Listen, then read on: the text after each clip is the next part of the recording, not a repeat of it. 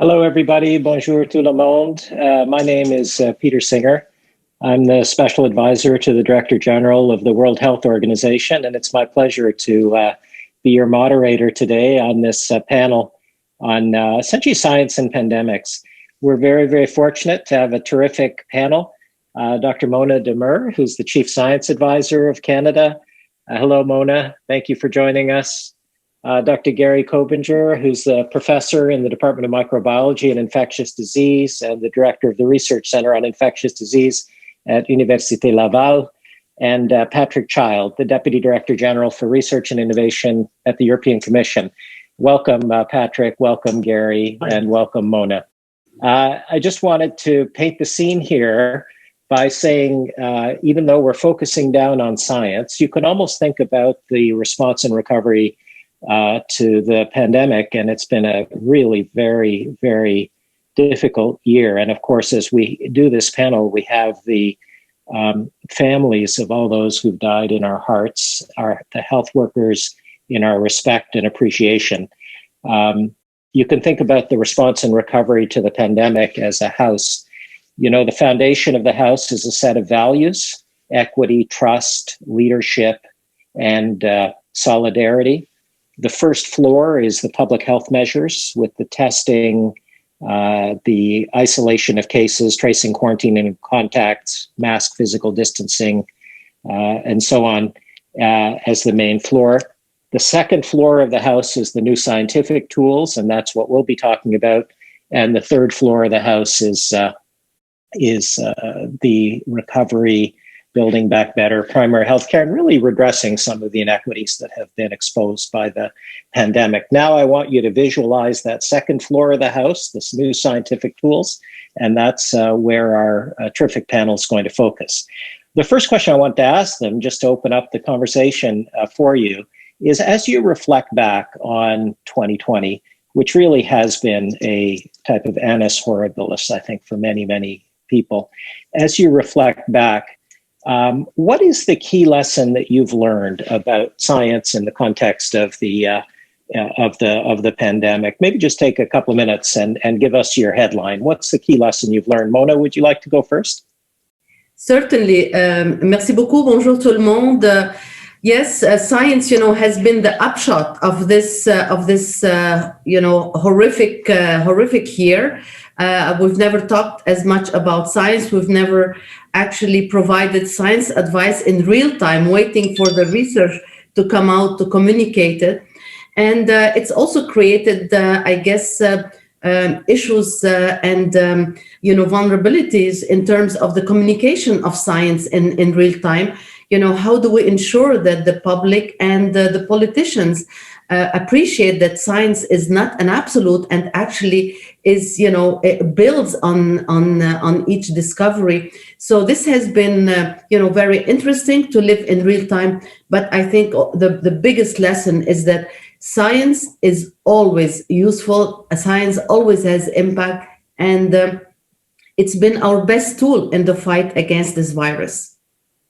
It's been our best tool in the fight against this virus. Thank you, Mona, for those inspiring words. Gary, you're, like Mona, a scientist. What is your key lesson learned from 2020, looking back, please? Listen, again, I think we have seen, when I say again, actually even more so now, an unprecedented level of coordination and collaboration at the scientific level, but at also all levels. And I'll take the example of the vaccine with an S, that were many of them on fast track in a way that would not have been, I think, even envisioned 2 years ago possible to see many vaccines going to an access to the population at the population level within a year. So this, we need to realize the level of commitment of coordination at the world level, at the global level, not only within the country. I think this is remarkable. It at least met all the most optimistic projection of bringing a vaccine to availability to the global population, which is not there yet, but just to enter that possibility, just to be starting it, is a huge achievement. And I don't want to minimize everything else. This morning I was thinking about all the coordination that was needed worldwide in terms of accessing PPE that was short when you look at it, and to share where possible and all this. I mean, overall, I think at that level we did very well as a global community. Thank you, Gary. So the idea of vaccines, plural, on the fast track, and the unprecedented progress we've seen this year in the development of vaccines. Patrick, from your standpoint at the European Commission, looking back on 2020, what would you say was your key lesson learned that you'd like to share at the outset of the panel?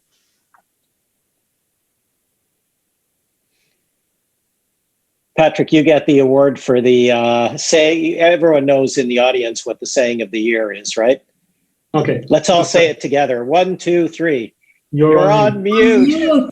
Patrick, over to you. Okay, sorry, excuse me. Yeah, no. I was going to say that I agree with mostly what both Mona and Gary have said. I mean, for us, the biggest takeaway is just to show in an extremely direct and very convincing way how quickly and effectively the research and innovation communities across the European Union have been able to mobilize on responding to all aspects of the present crisis. Whether it is the work that is now bearing fruit on vaccines, but also on treatments, on sharing information, on pooling results, and really working together in the way that we know the scientific community is generally capable of, but is not so visible to the rest of the world. And that now is translating itself in a very positive way into a recognition that as we're looking at the post-COVID recovery, the building back better, as you say, that as we're working to invest in the green and digital transition in our societies, that again, research and innovation are going to be at the center of that. So, I mean, obviously a very difficult period, and we're still not at the end of the crisis, but that the research and innovation communities across the world, I think, come out strengthened. And I'd also underline the importance of the global cooperation, particularly the global cooperation and the sort of coming together of the international community about making sure that vaccines are available on an affordable basis and shared in an equitable way across the world. And I think that's going to be vital in the months ahead. Thank you, Patrick. Thank you for reminding us, firstly, that the new scientific tools are not only vaccines, but also therapeutics, diagnostics, and so on. And thank you for putting the focus on vaccine equity, which is really, as you say, maybe going to be the most important issue in the world in the next 6 months. And of course, equity happens among countries. It also happens within countries. And that's a good bridge to our next round. Just before I go there, I want to remind the audience, please send in your questions. We want to be responsive to your questions. And after this next round, we'll go to some of those. So we've looked back on 2020. We've got kind of the headline of the panelists for 2020, science communication and the importance of that, the vaccines plural, fast track, the multiple scientific tools and how they will translate into an equitable recovery and vaccine equity.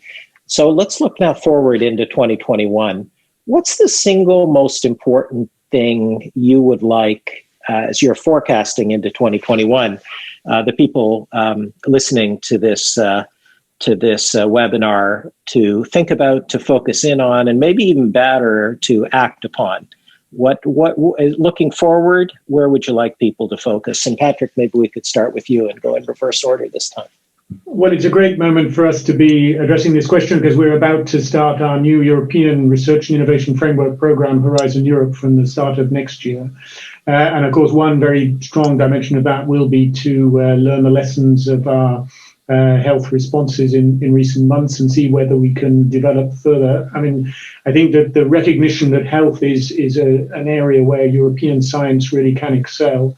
And we've got ideas, for example, for a future mission on cancer treatments, which I hope will, in the next years, take us significantly further forward.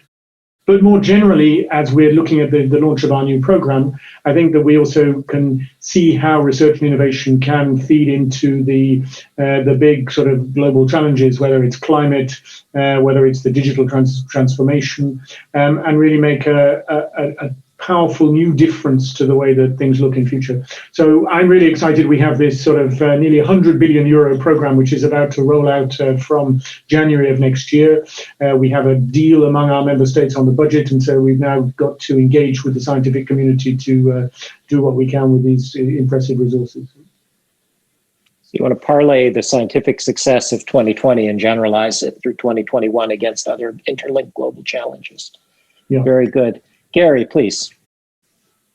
Well, I would highlight that looking into the future is very important to build on the investment that have been made. Very important investment in protecting the world population against infectious disease, notably emerging infectious disease.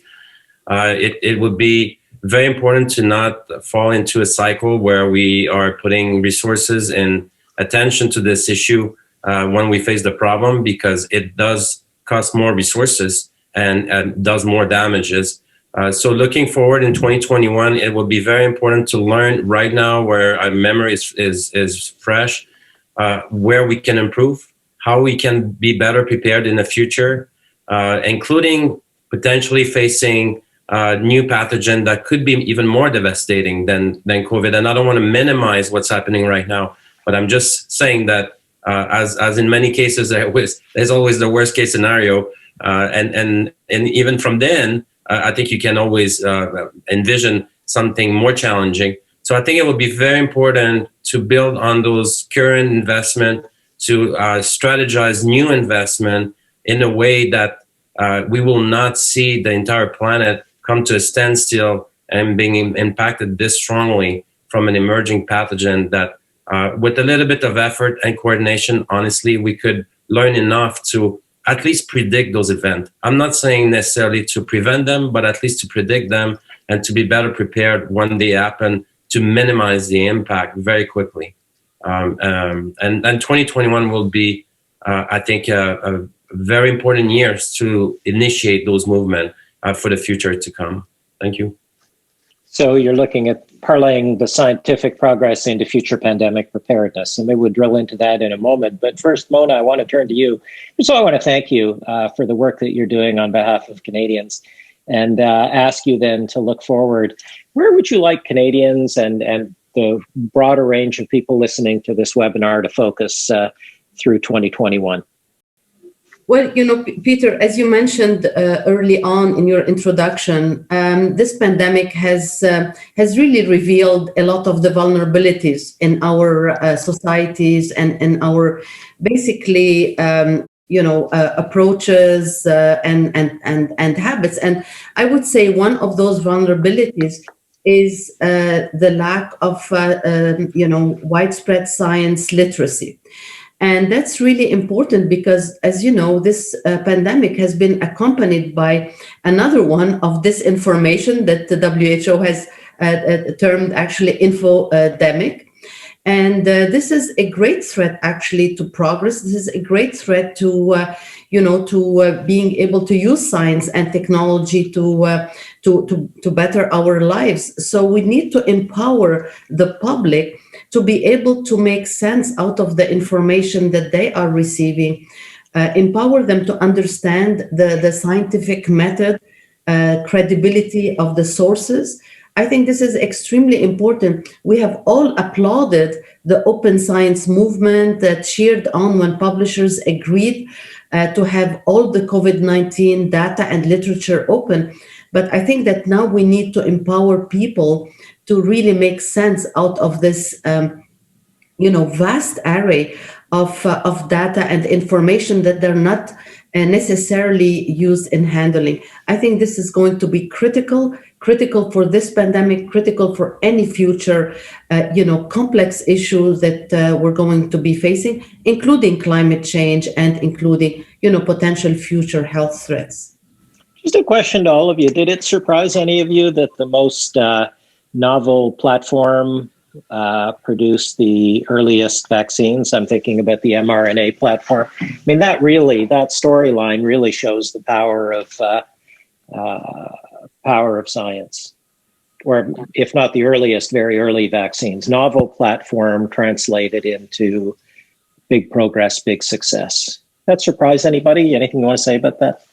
Hey, I'm going to say, I was the first to be actually surprised. I just want to mention that I did my PhD on RNA synthesis, and we always said in our lab that it's an RNA world. However, seeing that level of, incredible innovation and powerful tools was surprising when we started seeing, the preclinical and early clinical results from the RNA vaccines. I think many of us were very pleasantly surprised, but surprised nonetheless.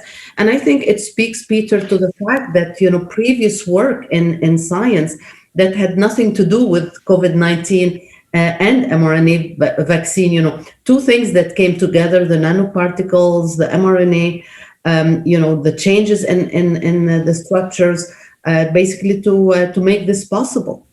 Yeah, and I'd really encourage people to look into that story. It's a great saga. There's the scientist working away for decades, neglected and demoted, but persevering, and also facing, I think, gender issues.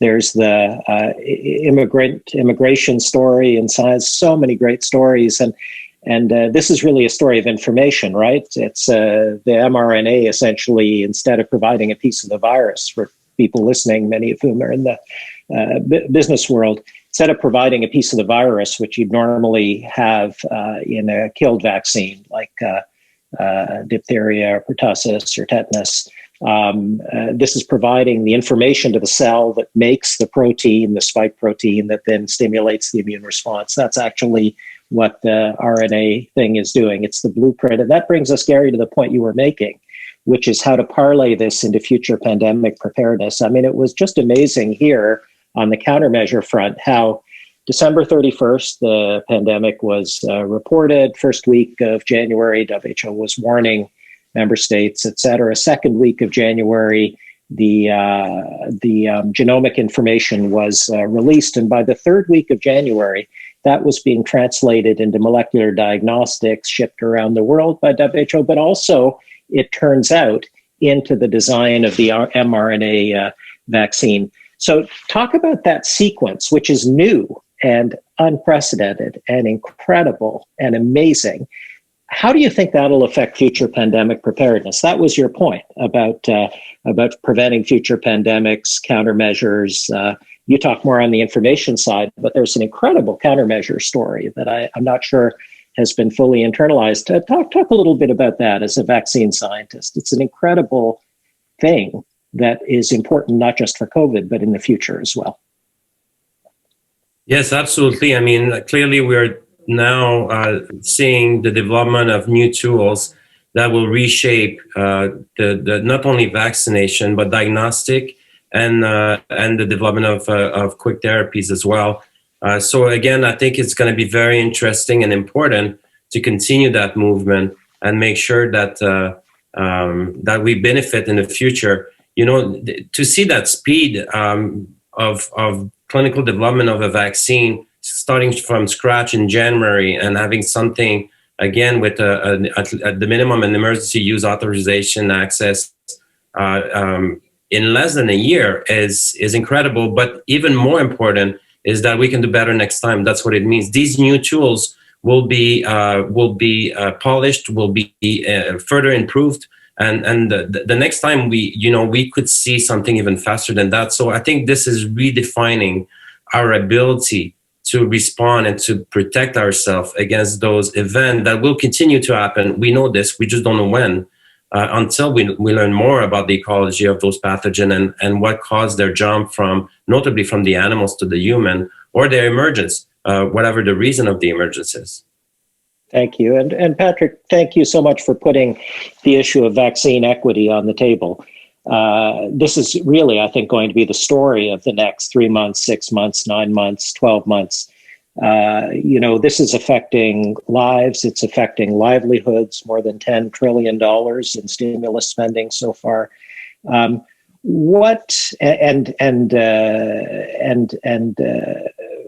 So what I wanted to ask you around vaccine equity is, so imagine it's March 31st, April 1st, and you're seeing that in these 10 countries, there's 30 or 40% of the population that's been vaccinated. And in these 50 countries, the vaccine hasn't even yet been introduced, or there's only a few people that have been. What are you going to do? Well, I think, we need to build on what we've already achieved in this area. I mean, our president of the Commission, Ursula von der Leyen, was alongside other global leaders in sort of mobilizing the recent sort of conference on how to make sure that this vaccine equity is managed properly. We're ready to mobilize also our financial assistance for developing countries, for example, in support of this work, as we have already been doing a lot in Africa. I mean, of course, there are many different factors. I mean, it's not only the sort of leading developed countries around the world who are going to be able to drive this. There is, firstly, and it was implicit in your remarks, the question of authorizations in different countries. Do countries have the capacity to manage the authorization? And then how to ensure equitable distribution of the vaccine within countries that don't perhaps have the same system of governance that perhaps we have elsewhere in the world. And those issues are, in the end, also linked to questions of national sovereignty and national organization. But I think that the message that we need to convey, whether it's through the work we're doing with you, whether it's through the different channels with the United Nations, or more generally through all the dedicated international organizations, is that this is a global crisis. That if it doesn't have a global response, it's just going to come back and hit us again. And so, until we are confident that all the vulnerable populations in all the countries of the world are being properly protected, we are still vulnerable to the continued sort of overspill effect. And I think that that's where we need to focus in the coming months. I mean, could I just also come back to the previous case, that comment about the RNA vaccines? Because I mean, I think the BioNTech example, who contributed, as you know, as a spin-off from the University of Mainz in Germany, has been working in this area since 2008, and has benefited over the years from support from EU-funded research from 10 of our successive EU framework programs. And so I think it is a really good example of a success story, which with sustained patient long-term public support has suddenly, in a context where many flowers were trying to bloom, really showed its worth and has sort of now produced a solution which we in Europe can be proud of, and which globally will benefit many millions of people. Yeah, thank you. And want to turn to Mona and Gary, kind of on the same question of vaccine equity. To your point, Patrick, the World Health Organization has received information on at least the first few vaccines, and it is analyzing it, and it should be authorizing or announcing a decision about authorization or not in the coming days to weeks. And that's a very important system for many countries in the world, just to respond to the point that you were making.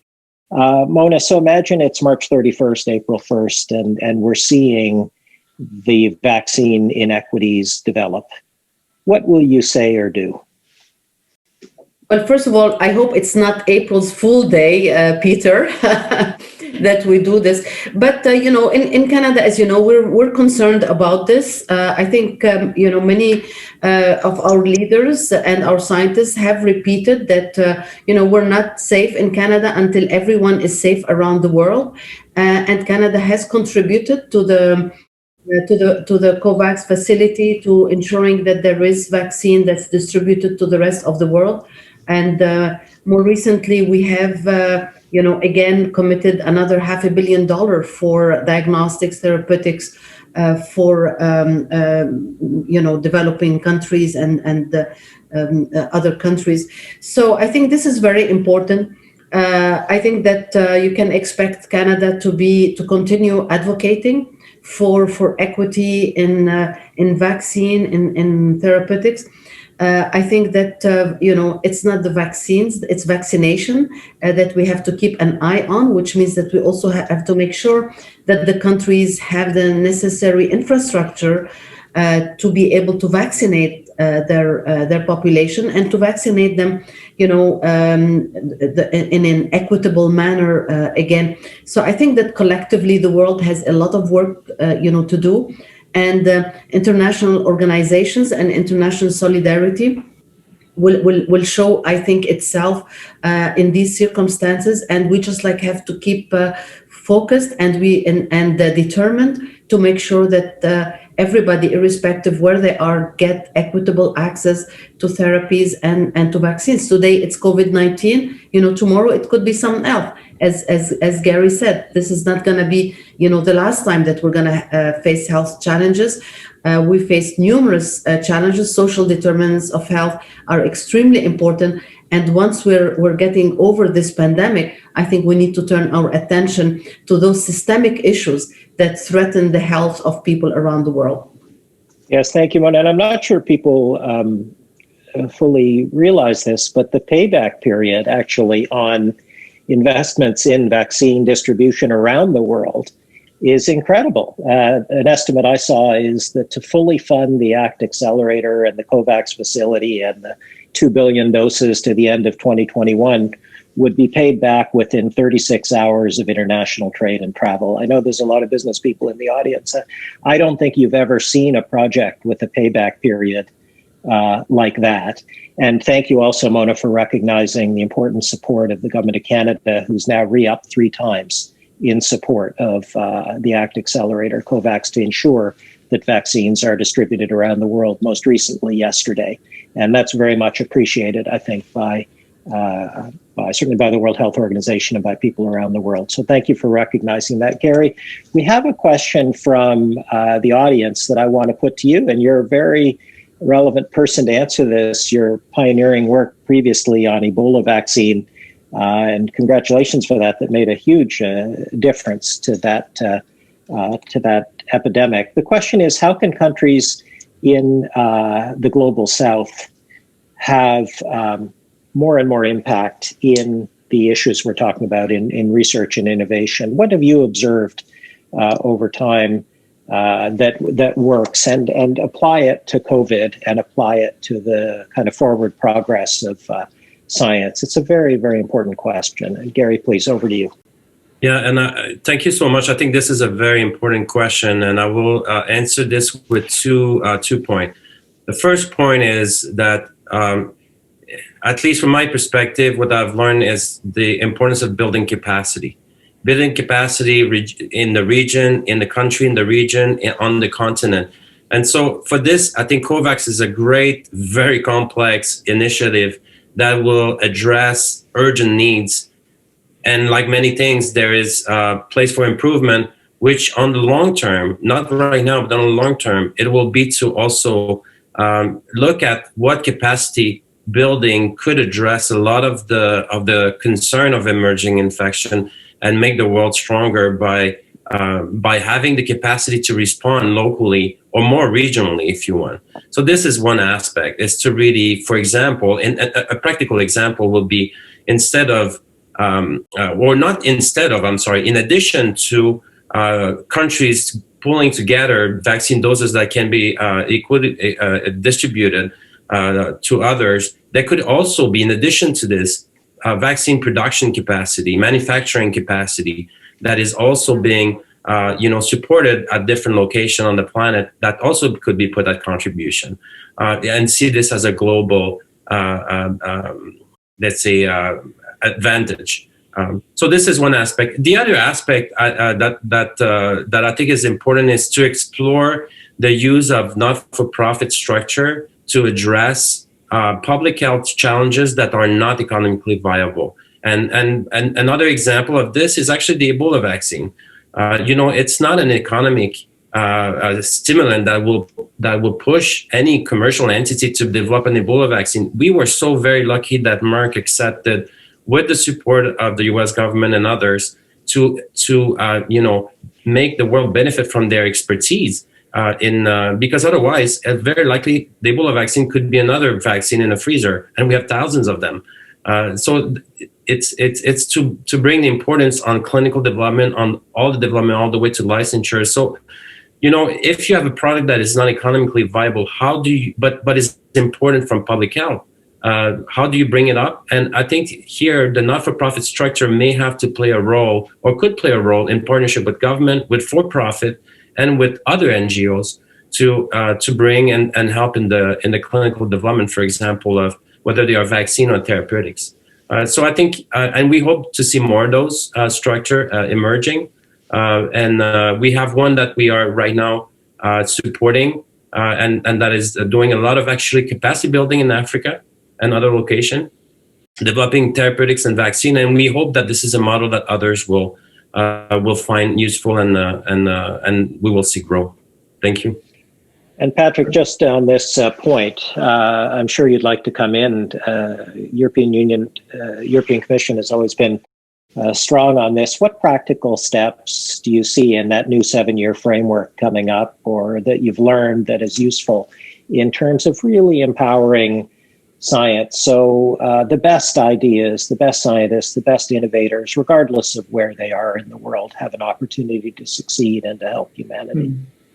But if I could also just build on what Gary was saying, I think one important thing that we should also be doing is promoting open access. I mean, we in the European Union have made it an explicit condition of all our COVID-19 related projects that they need to have fully open access to those research results, including for the researchers around the world in developing countries. And we have, over the summer, publicized this sort of IP manifesto concept to promote the rapid pooling and circulation of critical knowledge in crisis times, so that the publicly funded research and innovation that's coming through to fight COVID is made as widely available as possible. And I just hope that as many actors as possible can subscribe to that. Because I think that that's vitally important. I mean, more generally, looking to the future, I think that as I was saying in my initial replies to you, I mean the lessons that we learned from the crisis is that research and innovation can be a visible and recognized solution to really crucial global challenges. We demonstrated success in response to COVID, but we now have a real challenge in showing how research and innovation can feed into the post-COVID recovery, the climate change, the digital revolution.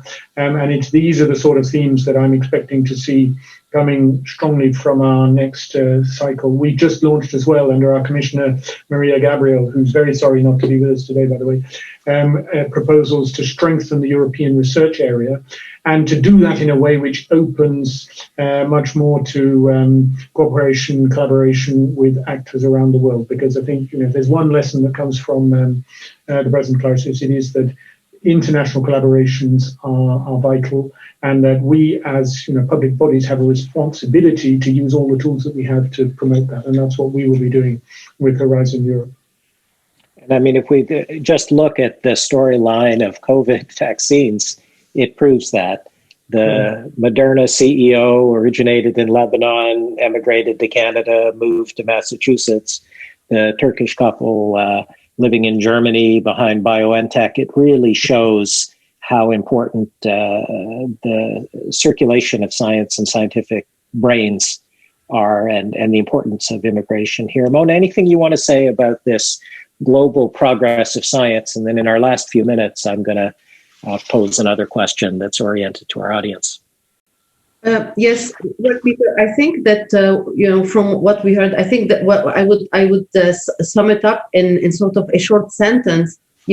Science is essential for sustainable development, for empowering developing countries, to basically develop, to have better health, to have better economies, and so on.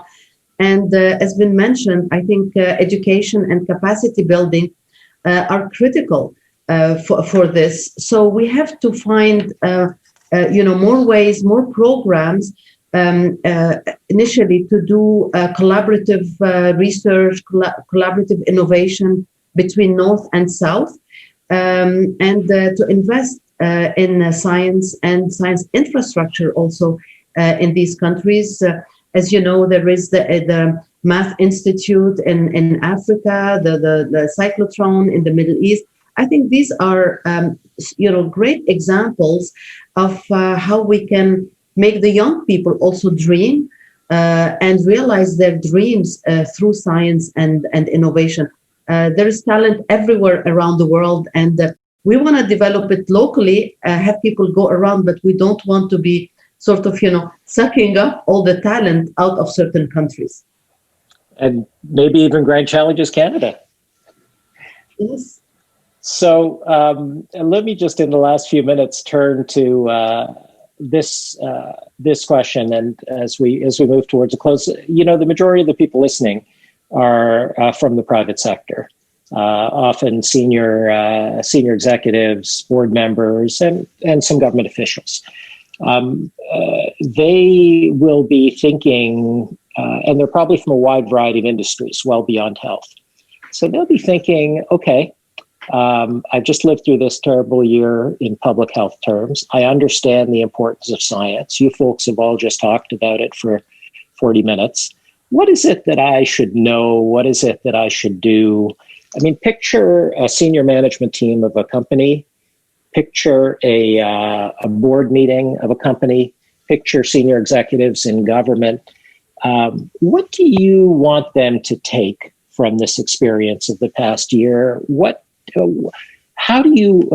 your advice to them so their companies or their government departments, let's just focus in on companies, the majority of the audience, so their companies often outside the health sector are fit for purpose in the COVID era through the next year and beyond? What's your number one top bit of advice to senior executives on the pandemic, on science, on all the things that you've talked about? How could they be more fit for purpose? Obviously, this had a huge effect on business and on the private sector through this year. What's your best advice to them based on what you've learned and based on what you see happening? Gary, do you want to go first? Yeah, I would say this that comes to mind, and I'm sure there will be a lot more to add to this, but will be flexibility of whatever the technology is and building on solid science. And what I mean by that is by building on solid science, whether it's social science, infectious disease science related or others, anything that is standing strong on solid foundation will go a long way. And I think flexibility is also key because, again, like while you can have a product that has a strong economic benefit and social benefit, you can also keep in mind all the application of your technology, including for the space where there may not be a profit to be made, but there could be a very strong social impact and societal impact. So I think these two together are a good starting point anyway. Thank you. Thank you, Gary. And Patrick, let me ask you first to deal with that question, but also another one that's come in from the audience that's in your bailiwick. It's about Canada's relationship with the EU during the pandemic, maybe over the past year and in the future years. So if you could say anything specific, and Mona, you may want to come in as well. I think that's a good news story, actually, but anything you want to say about the Canada-EU relationship in science and the pandemic, and then imagine you're in a room, physically distanced, wearing masks with the chair of a large company. She's asking for your advice over the next year. What do you say to her? So if you could handle those two questions, Patrick, that would be great. No, thanks a lot. I mean, on the first question, I mean, I think we have really excellent sort of track record of cooperation, collaboration with Canada on research and innovation. And one of the strong new features of our new program, Horizon Europe, is to create a new basis for even more active engagement with partners like Canada, who are not in our immediate geographical neighborhood, but have a very sophisticated and advanced and powerful research and innovation capacity. And so, for example, I'm working also in an organization called Mission Innovation, which is devoted to clean energy innovation. And we work very, very closely with your Department of Natural Resources and colleagues there. So, I mean, there's a very broadly based area of activity, but we have with Horizon Europe an opportunity to take that to an exciting new level. On the advice to the business leaders, I think the two things I would say. I mean, firstly, the post-COVID recovery is an unprecedented moment of opportunity in terms of the amount of resource in investment and available financial firepower to get the economy moving again. And I think we should take from the sort of central role that research and innovation has played in our response in the health crisis to sort of seize the opportunities for the investments in the future that research and innovation offers across the piece, whether, as I say, it's on climate, on digital, on health, or in other areas. And the other piece of advice that I think is important for all of us, policymakers as well, is to remember the socio-economic, social consequences and impacts of what we're doing. I mean, we can have great business projects, we can have great scientific improvements, but unless they are embraced and understood by the populations and our citizens, then we're not going anywhere. And at this moment of great uncertainty and great sort of geopolitical turbulence that flows from this crisis, I think we need to be even more attentive. And I come back to the remark Mona made about the sort of fake news and the nervousness that's out there. I mean, these are things that we really need to take seriously and I think address head on as we're framing our future research and innovation strategies and the partnerships that we build on those with industry, which are, I think, going to be vital for us to meet global challenges. Thank you, Patrick. And Mona, in about 1 minute, you're sitting across the table from the chair. What do you tell her? Well, Peter, as you know, the second wave or the surge in COVID-19 cases is attributable mostly to human behavior and many in the workplace. So I think that it's in the interest of all corporations to emphasize what science has taught us. And I would say that this crisis has been a remarkable example of private sector coming together with government and with academic philanthropic organizations. We need to continue this. And I would ask the CEO to please do two things. Continue to support research through philanthropic donation. And the second is to organize, science rendezvous or science dialogues during, at lunchtime or something like this for the employees to share what we've learned and, exactly as Patrick said, to make the public appreciate the science and the technology, because if we don't have buy-in and understanding from the public, we're not going to be able to reap all the benefits of science and technologies in the coming years. Great, thank you. And in wrapping this up, let me just answer my own question and say what I would say to the chair is have a look at your board, have a look at your senior management team, make sure the capacity is there on science, on public health, that you wish you would have had a year ago, that you will need going into the future, because there's going to be a lot of twists and turns. It's a dynamic situation. And so the smartest thing you can do is ensure that capacity is there in your board and on your senior management team to anticipate and advise on those twists and turns. And with that, I just want to remind everybody as well that even though there's a very bright situation that's developing with science and with vaccines, there's a tough winter ahead. And please, please don't be the last person to die of COVID. Don't let up your guard on the public health measures, and make sure your grandmother's not the last person who dies either, by continuing to double down. And with that, I just want to thank our panelists. I want to thank Mona and Patrick and Gary for this very stimulating conversation, the organizers for having us do this, and all of you for listening. I hope you found this helpful, and wish you much, much good luck in 2021. It's bound to be a better year than 2020. And let us then also end where we began, with our respect and appreciation for health workers, but also for all essential workers, many of whom probably work in your companies. They've really shown, all essential workers, a great deal of courage, and I think we all owe them a debt of respect and gratitude. So with that, thank you very much to the panelists. thank you very much to the audience, and over to you.